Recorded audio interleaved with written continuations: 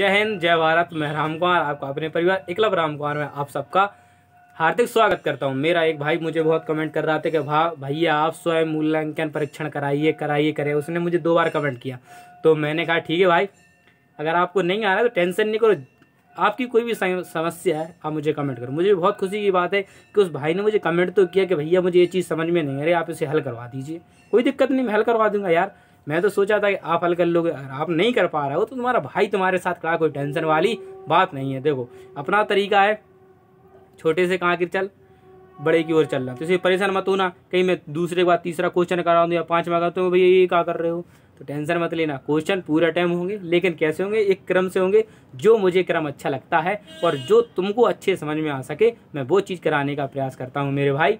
ठीक है कि जंजीर नहीं कटती तो अपना पैर काट लो, जंजीर नहीं कटती अपना पैर काट लो, लंगड़ा कर चलो मगर आज़ादी से चलो। कैसे चलो? आज़ादी से चलो। तो आपके सामने पहला प्रश्न रहा कि एक शून्य, ठीक है, एक परिमेय संख्या है। हाँ बिल्कुल, हमने कहा हाँ इसे परिमेय संख्या कह सकते हैं। परिमेय संख्या का मतलब होता है जो P/Q के रूप में होती है उसे अपन परिमेय संख्या कहते हैं। वेरी सिंपल है। और Q बराबर 0 नहीं होना चाहिए। क्या नहीं होना चाहिए? Q बराबर 0 नहीं होना चाहिए। जैसे पहले इतना क्वेश्चन कह रहा, क्या शून्य एक परिमेय संख्या है? हम कहेंगे हाँ। क्या? हाँ ये शून्य क्या है? परिमेय संख्या है। फिर उसने कहा क्या इसे P/Q के रूप में व्यक्त किया जा सकता है? हमने कहा बिल्कुल। हम 0 अगर इसको 1 लिख दें तो ऊपर का मान होता है P और नीचे का मान क्या होता है? Q। ये कह रहा है Q बराबर 0, कहने का मतलब Q बराबर अपन 0 नहीं होना चाहिए तो मान, यानी Q का मान जो अपना 1 आ रहा है वो कह रहा है Q का मान सिर्फ 0 ना हो और कुछ भी हो तो चलेगा। तो वो क्या कहलाएगी मेरे भाई? परिमेय संख्या कहलाएगी।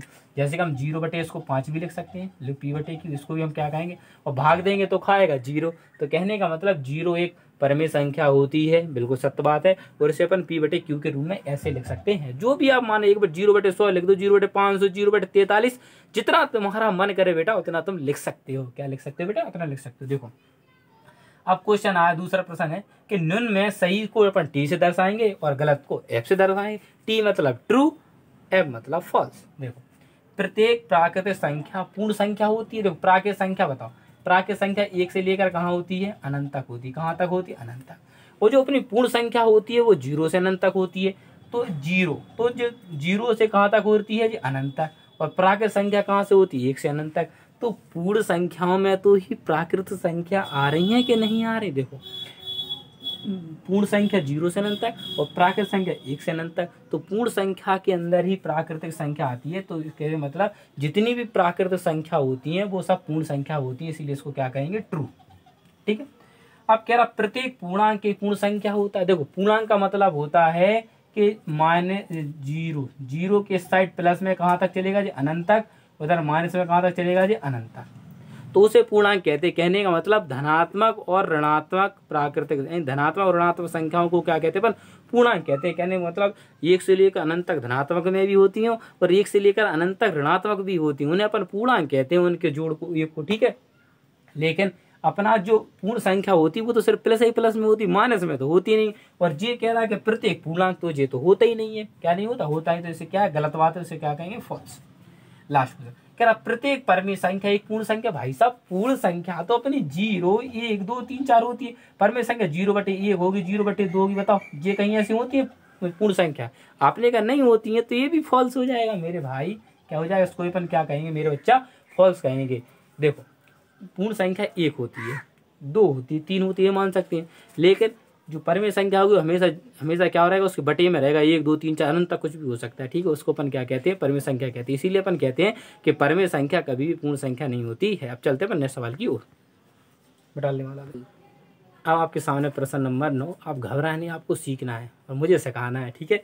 आपको सीखना है और मुझे सिखाना है। देखो पहला प्रश्न है 9वें का, पहला है कि समआभाज्य संख्या बताइए। तो मैंने आपको बताया कि सबसे छोटी समआभाज्य संख्या होती है 2। क्या होती है मेरे भाई? तो इसका आंसर कितना हो गया? 2। ठीक है। अब जो अगर 5 व 6 के बीच कितनी वास्तविक संख्या? देखो अगर अपन से 1 पूछता तो अपन बताते, 2 पूछता तो बताया, अब कह रहा कितनी है बताओ, तो हमने कहा अनंत है।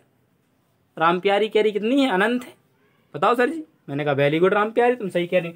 अगर 1, 2 पूछता तो हम बता देते, 1, 2 पूछता तो हम बता देते। अब लेकिन उसने पूछा कितनी है, तो राम प्यारी ने भेज दिया अनंत है। कितनी है? अनंत। तो इसका आंसर कितना हो जाएगा मेरे बच्चा? अनंत। दूसरे का क्या हो जाएगा? अनंत। ठीक है। अब तीसरा प्रश्न है कि वास्तविक संख्याओं के लिए धनात्मक तत्सम ज्ञात कीजिए। कहने का मतलब इतना होता है कि वास्तविक जो अपनी संख्या होती हैं, आप जानते हो वास्तविक संख्या परमेय और अपरमेय को जोड़ दिया जाता है तो वास्तविक संख्या बन जाती हैं। तो कहने का तात्पर्य ये है कि इनमें से अगर अपन कुछ भी तत्सम अवयव को होता कॉमन कि ऐसी चीज़ जो इनमें से निकाल लिया जाए तो इनमें कुछ फर्क ना पड़े। अगर मैं बताऊँ अंडा रूट के 3 लिखा, अंडा रूट के 3, अगर अंडा रूट के 3 में से मैं अगर 0 को निकाल लूँगा तो क्या बचेगा, √3 बचेगा।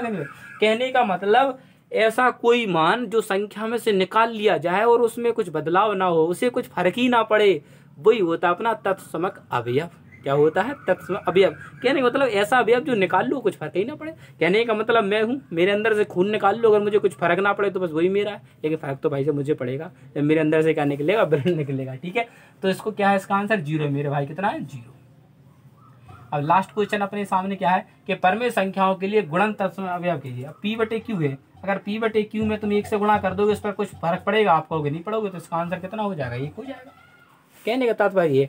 ठीक है, तो मेरे भाई आज शाम हो चुकी है, मुझे टाइम नहीं मिला था, मैं दूसरी जगह गया था, जिससे कि यार मैंने आपको सुबह एक वीडियो तो मैंने अपलोड कर दी सुबह, फिर दिन भर में व्यस्त रहा, जिससे कि आपके साथ जो मेरे भाई ने कमेंट किया था कि सर स्वयं मूल्यांकन परीक्षण कराओ, हमको वो सवाल आ नहीं रहे हैं। तो मेरे भाई अभी मैं 3 सवाल कराऊँ, परेशान नहीं हो, मैं ही पूरा उसको अटेम्प्ट कराऊंगा, टेंशन मत लो। बस तुम तो जुड़े रहो, वीडियो को ज़्यादा ज़्यादा शेयर करते रहो और अपने दोस्तों को क्या करो, जोड़ो। बस मुझे उस दिन का इंतजार है जब आप और मैं लाइव पढ़ेंगे और आपके मैं कमेंटों को देखूंगा और क्या करूंगा, आपको जवाब दूंगा, फिर आपकी हर समस्या का क्या होगा, हल। आप मुझे हाल के हाल बताएंगे, मैं आपकी तुरंत क्या करूंगा, इलाज करूंगा। अभी तो आपको नंबर लगाना पड़ रहा है, क्या लगाना पड़ रहा है, नंबर।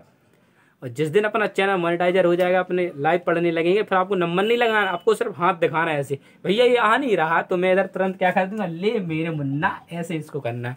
तो आप भी खुश, मैं भी खुश और पूरी दुनिया खुश। ठीक है, तो आप सबसे विदा लेता हूँ, मिलता हूँ नेक्स्ट वीडियो में। जय हिंद, जय भारत।